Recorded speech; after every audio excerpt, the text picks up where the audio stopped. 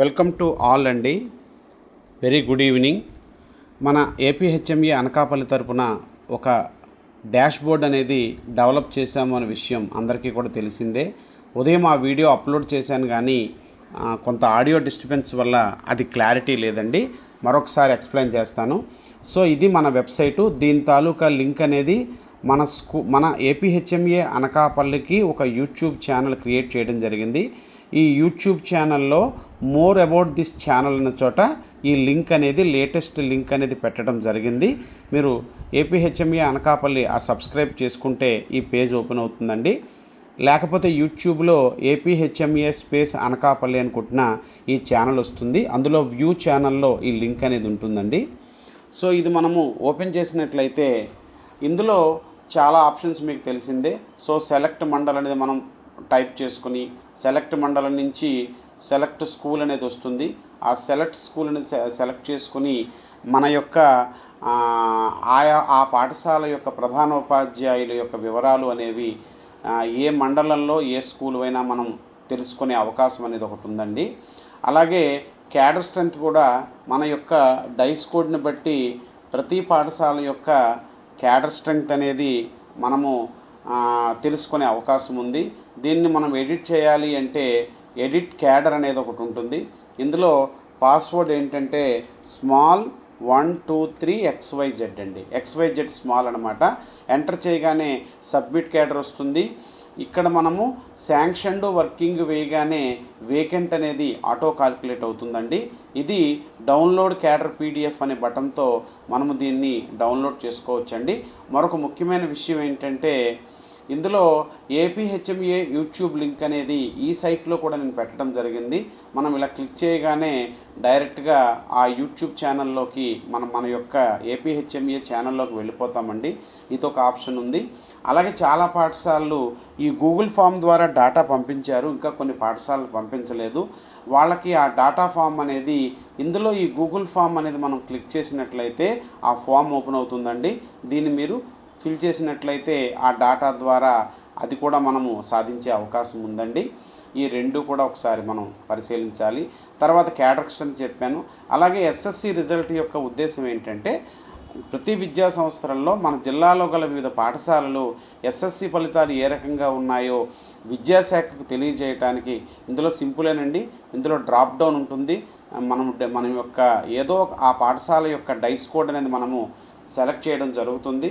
So select చేసిన తర్వాత ఆ పాఠశాల యొక్క డైస్ కోడ్ని బట్టి ఆ పాఠశాల యొక్క స్కూల్ వివరాలు అనేవి ఆటో ఫిల్ అవుతాయి. సో ఎగ్జాంపుల్ మనం ఏదైనా పాఠశాల తీసుకోవచ్చు. ఇలా మనము డైస్ కోడ్ అనేది మనం ఎంటర్ చేయగానే ఆ మండల్ నేము, స్కూల్ నేమ్ అనేవి ఆటోమేటికల్గా ఫిల్ అవుతాయి. ఫస్ట్ టైం కొంచెం స్లోగా ఉంటుంది, నెక్స్ట్ టైంకి మన డేటా అంతా కూడా వచ్చేస్తుంది. మండల్ నేము, స్కూల్ నేమ్ వచ్చిన తర్వాత సెలెక్ట్ ఇయర్ సెలెక్ట్ చేస్తారు. Appeared boys, appeared girls total అదే కాల్కులేట్ చేస్తుంది. Passed boys, passed girls, passed total and highest marks అనేది కాల్కులేట్ చేస్తుందండి. ఫైనల్గా సబ్మిట్ అండి. మనం సబ్మిట్ చేయగానే ఆ యొక్క పాఠశాల యొక్క వివరాలు అనేవి ఇలాగ ఒక సీరియల్లో మనకి సేవ్ అవుతాయండి. ఇది మనకు ఒక SSC రిజల్ట్ అంటే నా ఉద్దేశం అది.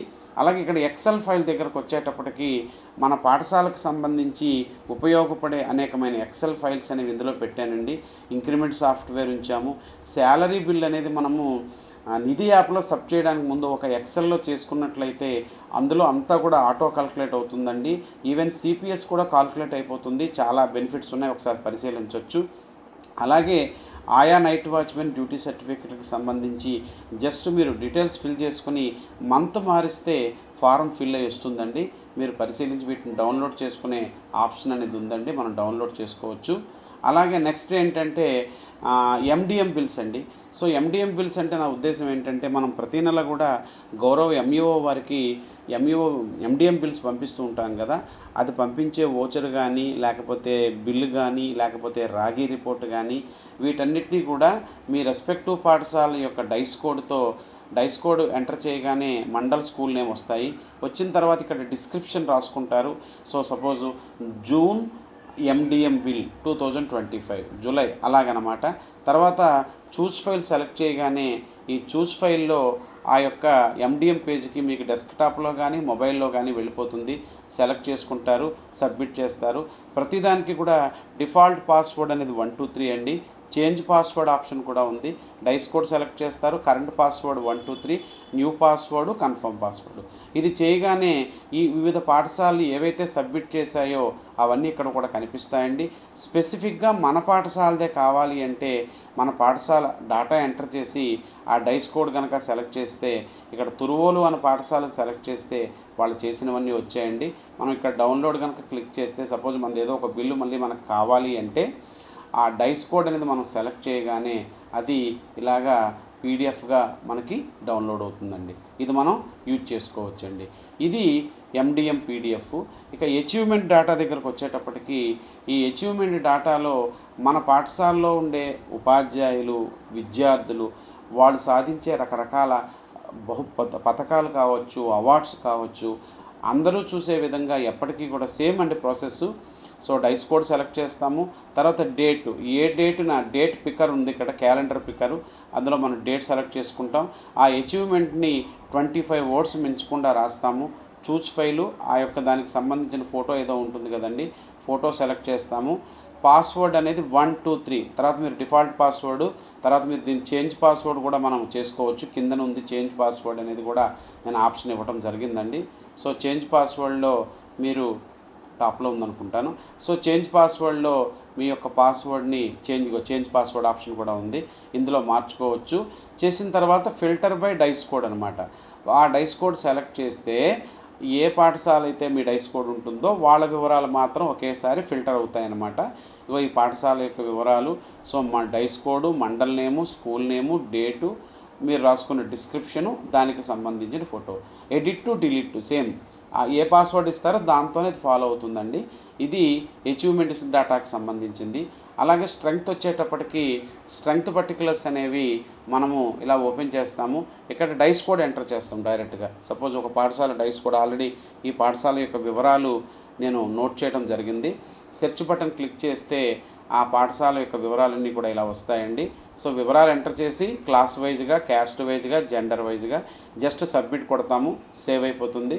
సో మనం డౌన్లోడ్ కనుక బటన్ క్లిక్ చేస్తే పీడిఎఫ్ ఫార్మెట్లో మనం ఏ డేటా అయితే సబ్మిట్ చేసామో ఈ డేటా అంతా కూడా ఒక పీడిఎఫ్ ఫార్మెట్లో విత్ టుడేస్ డేట్ అండి, డేట్తో సహా ఇలా ఫిల్ అయిస్తుంది. జస్ట్ సిగ్నేచర్తో మనము గౌరవ ఎంఈఓ గారికి కానీ, జిల్లా విద్యాశాఖకు కానీ ఈజీగా పంపించవచ్చండి. ఇది స్ట్రెంగ్త్ పర్టికులర్స్కి సంబంధించిన పాయింట్ అనమాట. తర్వాత నెక్స్ట్ వచ్చేటప్పటికి దీన్ని క్లోజ్ చేసేస్తాను, మిడ్ డే మీల్ కూడా చెప్పేసాము. తర్వాత వచ్చేటప్పటికి సిడబ్ల్యూఎస్ఎన్ అండి. సో ప్రతి పాఠశాలలో కూడా మనకి ఇంక్లూజివ్ ఎడ్యుకేషన్లో సిడబ్ల్యూఎస్ఎన్ పిల్లలు కూడా ఉంటారు. సేమ్ అండి, ప్రాసెస్ సేమ్. ఆల్రెడీ ఇక్కడ ఏంటంటే నాకు 140 స్కూల్స్ మాత్రమే వాళ్ళ యొక్క గూగుల్ ఫారం నింపి వివరాలు పంపించారు, వాళ్ళవి మాత్రమే నా దగ్గర ఉన్నాయి.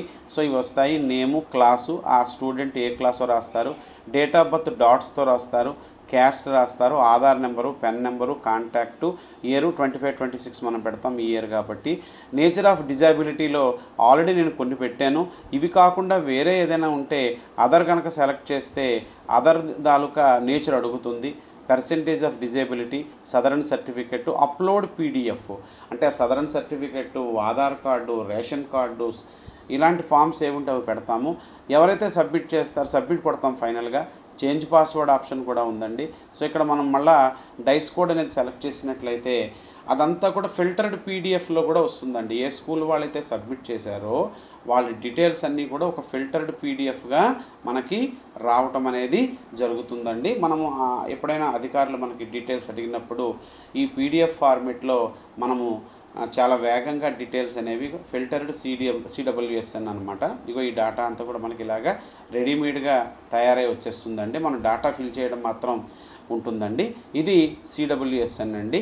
ఇక మరొకటి ఏంటంటే స్టాఫ్ డేటా అనమాట.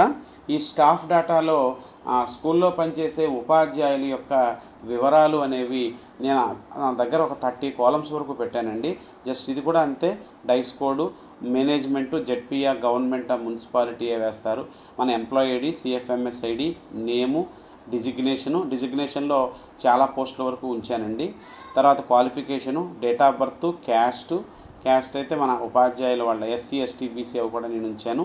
తర్వాత ప్రీవియస్ పోస్ట్ ఏంటి మనది, అంతకుముందు ఏం చేసేవాళ్ళు, ప్రజెంట్ స్కూల్లో ఎప్పుడు జాయిన్ అయ్యారు, ఆధార్ నెంబరు.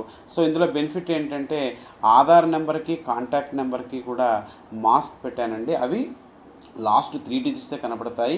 పాస్వర్డ్ ఎంటర్ చేస్తే ఫుల్ కనిపించటం కానీ డౌన్లోడ్లో కూడా వస్తాయి, లేకపోతే మాస్కే వస్తుందండి. ఈ డీటెయిల్స్ అన్నీ కూడా చాలా వరకు కూడా పెట్టాను, రిటైర్మెంట్ వరకు. చేంజ్ పాస్వర్డ్ ఆప్షన్ అనేది ఉంది. సో అంతేకాకుండా ఇందులో మనకి ప్రొఫార్మా అడిగినప్పుడు మన అధికారులు ఇందులో ఏ కాలమ్స్ అయితే అడుగుతారో వాటికి టిక్ ఉంచి వాటిని మాత్రం మనం ఈజీగా, ఇందులో 2 ఆప్షన్స్ ఉన్నాయండి. డౌన్లోడ్ పీడిఎఫ్ ఆప్షన్ ఉంది, డౌన్లోడ్ సిఎస్వి అంటే నా ఉద్దేశం ఎక్సెల్ ఫైల్ అనమాట, ఆ ఆప్షన్ ఉంది. ఆల్రెడీ ఒక పాఠశాలకు సంబంధించిన వివరాలు అనేవి నేను ఆల్రెడీ లోడ్ చేయడం జరిగింది. వాళ్ళ వివరాలు అనేవి ఈ రకంగా మొత్తం అంతా కూడా కిందన ప్రింట్ అయిపోతాయి. డౌన్లోడ్ ఫిల్టర్ ఆప్షన్ ఉంటుంది. సో ఈ డీటెయిల్స్ ఎడిట్ ఆప్షన్ ఉంది. ఇలాగ మనం డీటెయిల్స్ అనేవి ఏవైతే డీటెయిల్స్ అడిగారో వాటన్నిటిని కూడా మనము ఈజీగా ఇవ్వటానికి, అయితే ఫస్ట్ డాటాను అప్లోడ్ చేసుకోవడానికి కొంత టైం పడుతుంది. సో ఇది చేసుకున్నట్లయితే ఇది మన జిల్లాలో, అనకాపల్లి జిల్లాలో ఉండే అందరూ హెచ్ఎంస్ కూడా వీటిని ఉపయోగించుకొని మనం మన విద్యాశాఖకు మరింత మంచి సర్వీస్ని వేగంగా అందించడానికి, కొంత బడ్డెను తగ్గించుకోవడానికి కూడా ఉపయోగపడుతుందండి. ఈ రకంగా నేను డిజైన్ చేయడం జరిగింది. సో ఇంకా ఇందులో ఏమైనా డౌట్ ఉంటే ఈ స్టాఫ్ కాంటాక్ట్ డేటాలో ఈ స్క్రోలింగ్లో టెక్నికల్ టీం తరపున నెంబర్ అనేది ఇవ్వటం జరిగింది. మీరు కాల్ చేసినట్లయితే ఇంకా కూడా దీన్ని మనం చేసుకోవచ్చండి. దీన్ని మరింత డెవలప్ చేద్దాము.